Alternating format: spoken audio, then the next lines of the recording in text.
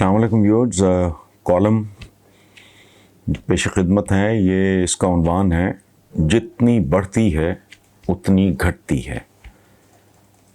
Bottom line کیا ہے؟ کوئی دولت میں بل گیٹس، تکبر اور ظلم میں نریندر مودی، رعونت میں نمرود، طاقت میں ہرکلیس، سیمسن یا رستم، حسن و جمال میں یوسف، صبر میں ایوب، درازی عمر میں نوح،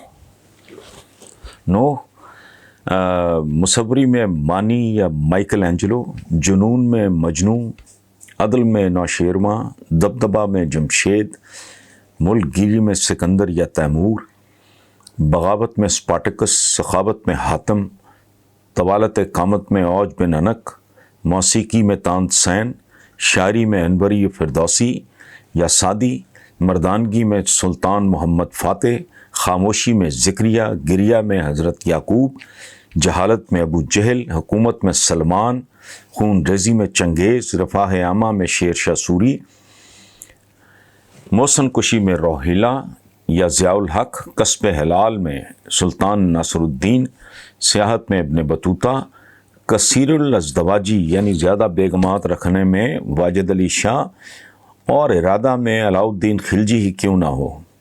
زندگی کی باٹم لائن کیا ہے؟ اس کھیل کا ڈراپ سین. موت کی آخری ہچکی کو ذرا غور سے سن، زندگی بھر کا خلاصہ اسی آواز میں ہے. انسان زندگی بھر قبر کی تلاش میں قبر کی طرف بھاگتا ہے اور نہیں جانتا، جاننے کے باوجود نہیں جانتا کہ ساری تگ و دو، جد و جہد، منصوبہ بندیوں، کامیابیوں، ناکامیوں، شہرتوں، گمنامیوں کا حاصل کیا ہے. ایک صفحے پر چند روز پہلے اخبار میں 2 باکسز میں 2 تصویریں تھیں. ایک شاعری کے شہزادے منیر نیازی کی تصویر جس کے نیچے لکھا تھا تاریخ وفات 26 دسمبر 2006. دوسری تصویر پروین شاکر کی تھی، شاعری کی شہزادی، تاریخ وفات 26 دسمبر 1994. یہاں اور کون رہ گیا جو یہ رہ جاتے.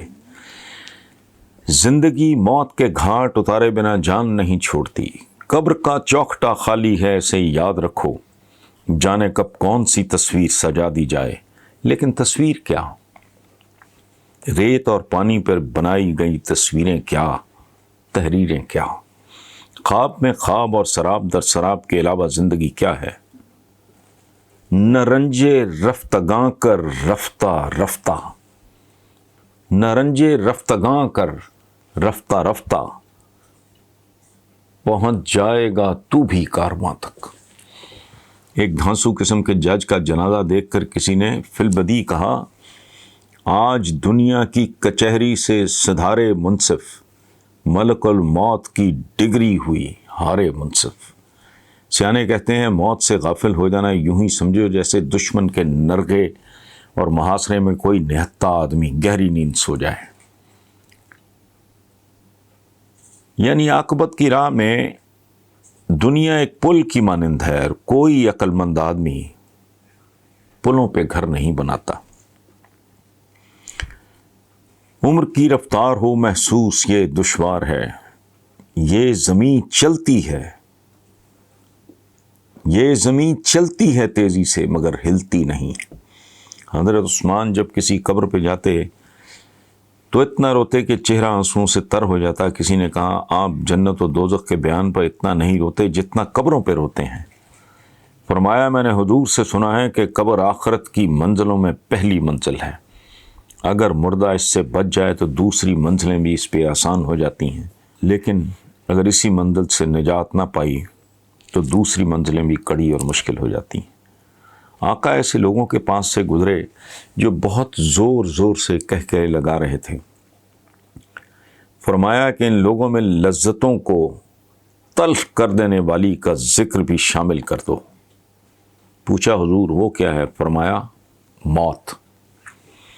آپ کے سامنے لوگوں نے کسی مرحوم کی بہت تعریف کی. فرمایا وہ شخص موت کو یاد میں کیسا تھا، موت کی یاد میں، موت کو یاد کرنے میں کیسا تھا. لوگوں نے عرض کیا ہم نے اسے موت کو یاد کرتے تو کبھی نہیں دیکھا۔ فرمایا تو وہ اس کا درجہ نہیں جس پر تم اس کو سمجھتے ہو۔ نوشیروان کو کسی نے یہ کہتے ہوئے مبارکباد دی کہ خدا نے تمہارے فلاں دشمن کو دنیا سے اٹھا لیا ہے، تو نوشیروان نے کہا کیا تم نے یہ بھی سنا ہے کہ خدا نے مجھے چھوڑنے کا فیصلہ کر لیا ہے؟ دشمن مرے تو خوشی نہ کریے، سجنا بھی مر جانا، جتنی بڑھتی ہے اتنی گھٹتی ہے، زندگی خود بخود ہی کٹتی ہے۔ فرمایا میں نے دونوں آنکھیں کبھی اس طرح نہیں کھولیں جس میں یہ خیال نہ کیا ہو کہ پلکیں بند کرنے سے پہلے میری روح قبض کر لی جائے گی، اور کوئی نگاہ میں نے اوپر کو ایسی کبھی نہیں اٹھائی جس میں یہ خیال نہ کیا ہو کہ نیچے نگاہ کرنے تک میں جیتا رہوں گا، اور کوئی لقمہ ایسا نہیں کھایا جس میں یہ خیال نہ کیا ہو کہ میں اسے موت سے پہلے نگل سکوں گا۔ حضرت ابو موسیٰ اشعری نے موت سے پہلے دن رات عبادت کو شعار بنا لیا تو لوگوں نے عرض کیا اپنے نفس پہ کچھ نرمی کریں، تو آپ نے کہا گھوڑ دوڑ میں اصیل گھوڑا جیتنے کے نشان کے قریب اپنا پورا زور لگا دیتا ہے، تیرے انداز پہ عمر رواں کچھ شک گزرتا ہے، لیے جاتی ہے تو مجھ کو کدھر آہستہ آہستہ، آخری ہچکی اور آخری منظر کے سوا زندگی ہے کیا؟